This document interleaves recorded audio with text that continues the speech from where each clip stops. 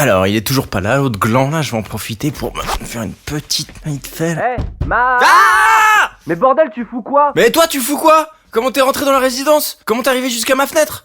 Il y a 2 interphones avant d'arriver à ma fenêtre, bordel! Mais j'en sais rien, moi, les portes étaient gardées ouvertes, tu sais, avec le paillasson coincé là pour pas que ça se ferme. Ah, bordel, j'oublie à chaque fois, ouais, c'est vrai qu'on est vendredi. Et alors, vendredi? Et alors, mes voisins font Shabbat. Tu sais, pour Shabbat, du coucher du soleil le vendredi soir jusqu'au samedi soir, bah, dans le judaïsme, t'as pas le droit d'utiliser l'électricité, la flotte, rien en fait. Et du coup, mes voisins, ils peuvent pas utiliser les portes magnétiques de l'immeuble, donc ils les bloquent pour pas se retrouver coincés. Mais c'est pas dangereux ton truc? Bah, écoute, jusqu'à présent, j'avais plutôt peur d'un cambriolage, mais manifestement, c'est pas vraiment ça le risque. Bon, allez, mine-toi, viens m'ouvrir la porte et puis t'iras te laver les mains avant de me dire bonjour. Mais ça va, on se fait la bise pour se dire bonjour, arrête de m'emmerder. Parcouru le chemin, on a tenu la distance. Ah, mais t'écoutais Kyo en fait. J'ai compris. C'est une sorte de Madeleine de Proust pour toi. Ça t'a rappelé le collège, ta voix qui mue, les poils qui poussent, tes premières branlettes. Mais arrête avec ça, je vais l'entendre pendant 10 ans cette histoire, stop. J'écoute Kyo parce que j'ai croisé mon voisin là tout à l'heure et il m'a dit que Benoît Power, le chanteur de Kyo, bah c'est son cousin en fait. Ouais, super. Enfin, moi j'ai croisé Renaud une fois dans la rue et je me suis pas cogné sa discographie en rentrant. Petit portoricain.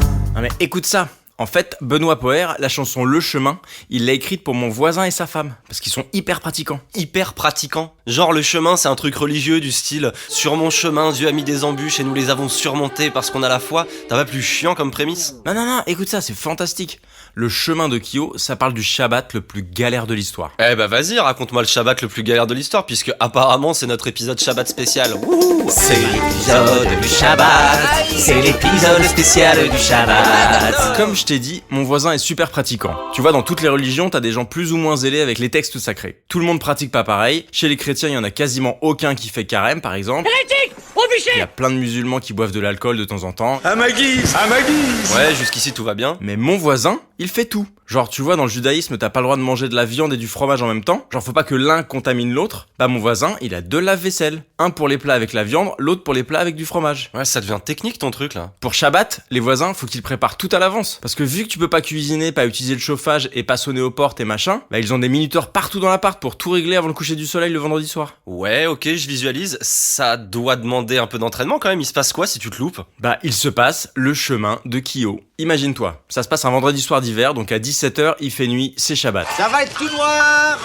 Mon voisin a pris son après-midi, il arrive chez lui pour tout gérer avant que sa femme le rejoigne. Cette fois, c'est lui qui s'en occupe, il va faire ça bien. Il prépare la bouffe, il la met au four, il met la table, il regarde sa montre et en fait, il a fini en avance. Il y a plus que les minuteurs à régler. Il a pas besoin de faire ça tout de suite, il a 2 heures devant lui. Donc il se pose devant la télé. Ouais, ça a l'air aussi chiant que mes dimanches soirs le Shabbat en fait. Le problème, c'est que ce con, il s'endort devant la télé. Et c'est sa femme qui le réveille en rentrant. La nuit est tombée, c'est le début des emmerdes. Comment ça? Bah réfléchis. Son dîner presque parfait là. Il l'a commencé mais il l'a pas fini. La bouffe est dans le four, pas cuite. Les minuteurs des lumières, pas lancés.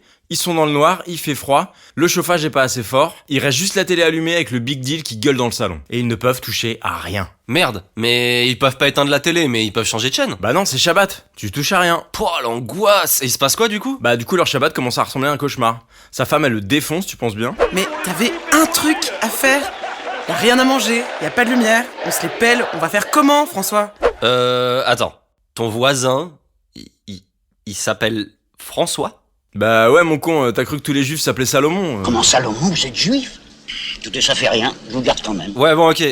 Il s'en sort comment, François? Parce que là, il a fait de la merde et il peut pas rattraper le coup. Le poulet, s'il le bouffe cru, il est certain que tout le monde est cané en 3 jours. Ils peuvent pas rester dans un appart à 8 degrés. Et même s'ils mettent des moufles et qu'ils décident que ce soir, ils se nourrissent de bâtonnets de surimi, ils vont pas se payer Navarro à la télé pendant toute la soirée. Enfin, donc ouais, je sais pas, il faut qu'ils se barrent. Bah alors déjà le surimi t'oublie, hein, c'est du crabe, c'est pas cachère. Et effectivement faut qu'il se barre. Du coup il décide d'aller chez la belle-mère. Bon il y a 10 bornes entre les deux, hein, mais c'est toujours mieux que la gaffe qui crie dans le salon quoi. Bon, bah c'est réglé, ils devaient faire ça tranquillou chez eux, et puis en fait, ils vont chez la belle-mère, tout est bien qui finit bien. Bah non, c'est l'enfer qui commence. Ils sortent de l'appart, mais ils peuvent pas sortir de l'immeuble. Quoi? Mais ouais, t'écoutes rien. Les portes métalliques là, il y a un bouton pour les ouvrir, c'est magnétique, c'est de l'électricité. Ils ont pas le droit de s'en servir, du coup ils attendent pendant 30 minutes dans le hall que quelqu'un passe. Ils arrivent enfin à sortir, et là, déjà il fait 2 degrés, mais en plus il pleut des cordes. Eh ben, ils prennent un taxi. Mais non, espèce de mécréant, t'as pas le droit.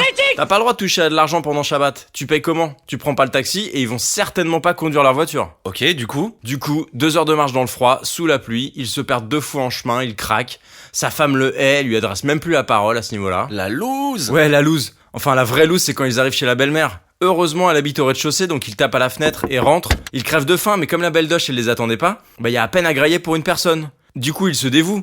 Et lui, tout ce qu'il mange, c'est les douces réprimandes de sa chère belle-mère. C'est un incapable, elle aurait dû en épouser un autre, et je t'avais dit que t'aurais dû te marier avec le fils du voisin, et qu'elle l'a jamais bien senti fiable, de toute façon, ce François, là. Et c'est donc cette incroyable épopée qui nous amène jusqu'à ce soir, 15 ans plus tard. Avec toutes les portes de la copro ouvertes en grand, toute la nuit, parce que mon voisin, il s'y fera pas reprendre à 2 fois. Hein. Et moi qui te surprends en pleine partie de 5 contre 1. Shabbat shalom, Marc. Et Pierre, sans déconner, je te...